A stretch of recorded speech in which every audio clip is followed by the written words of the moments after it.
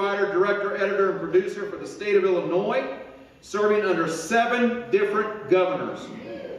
Oh, I know. And he's not, never mind.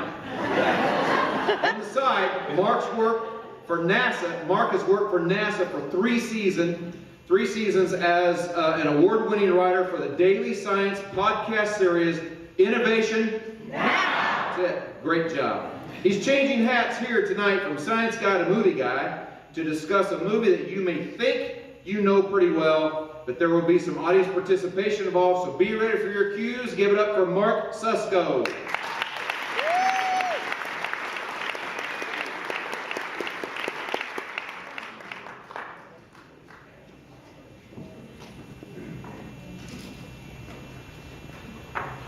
Coat kind of gives it away a little bit, I think. Play it, Alex.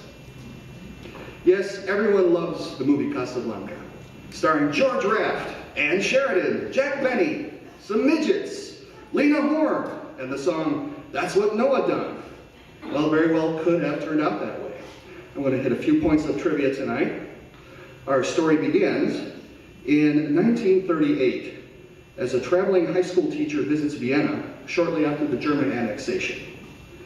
What Murray Burnett witnesses angers and haunts him. But America is largely uninterested, having turned isolationist after World War I and a Great Depression.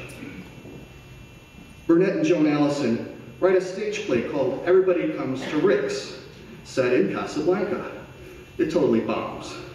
But 3 years later, in December of 1941, Joan sends it around to the movie studios where it finally gets a nibble from producer Hal Wallace at Warner Brothers, the second-tier working man's movie studio that was anti-fascist before it was cool.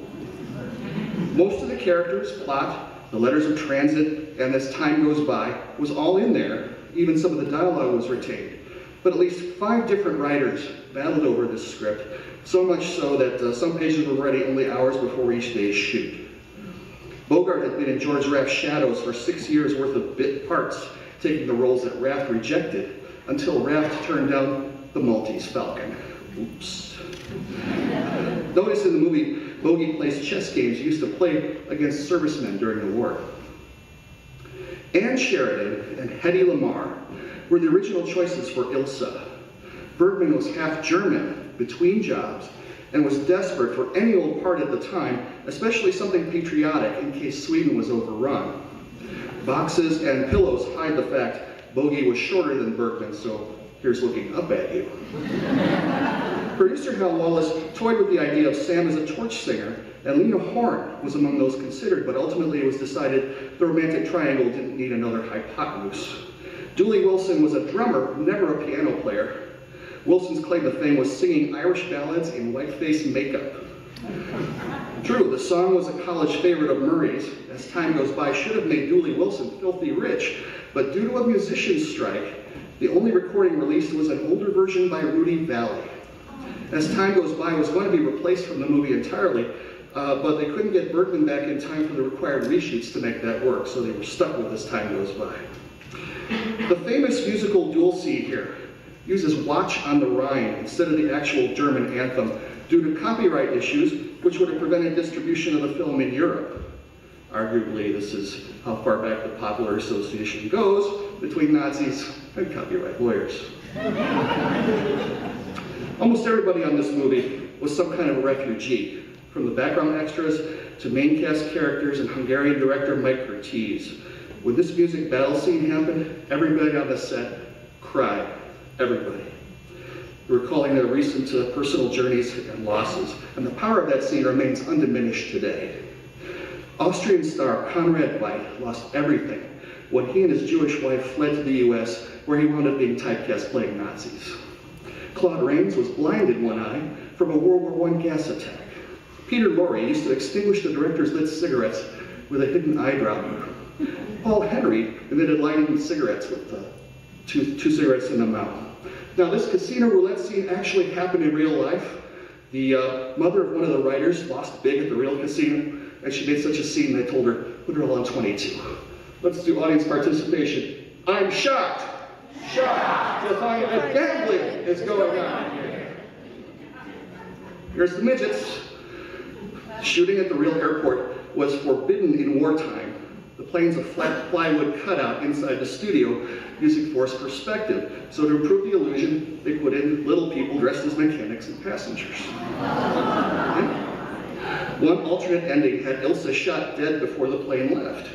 Because the American invasion of Casablanca happened just before the release date, one aborted idea was to add a scene of Rick and Renault actually being secret American invasion agents all along, going into combat together. It's rumored that Ted Turner colorized Casablanca in 1988. That never happened. No. Yes, they tried to make a TV show out of this twice. Yes, that's David Soul from Starsky and Hutch. No, you don't want to see it. Where's Jack? Where is Jack? There it is. Supposedly, Jack Benny has an uncredited cameo in the movie as a waiter. He and Bogey were friends. Bogey had been a guest on Jack's radio show, so as a gag, Jack snuck onto the set as a waiter. Can you spot him? Because of 1940s moral codes, there was only one way this film's triangle was ever going to work out. But Rick's choice to end his neutrality, give up Ilsa, sacrifice for a greater good, is a call to Americans to wake up from their slumber and re-engage a wider world. Renault, representing a defeated France, has quit fighting and tries to just survive. Rick is the USA, scarred by war and a depression, but then Laszlo reminds everybody what we can achieve if we return to being our best selves. Rick dropping his neutrality is America dropping its isolationism, and his example reawakens Louis' resolve as well.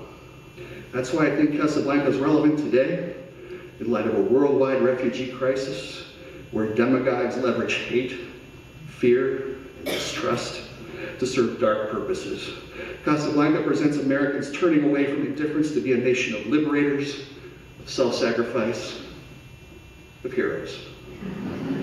Nothing less than reaching for our highest potential as individuals and as Americans. With that, please raise your glasses to audience participation. Raise your glass to the hero next to you. Let's repeat Bogey's line that he invented for the movie. Here's the coach.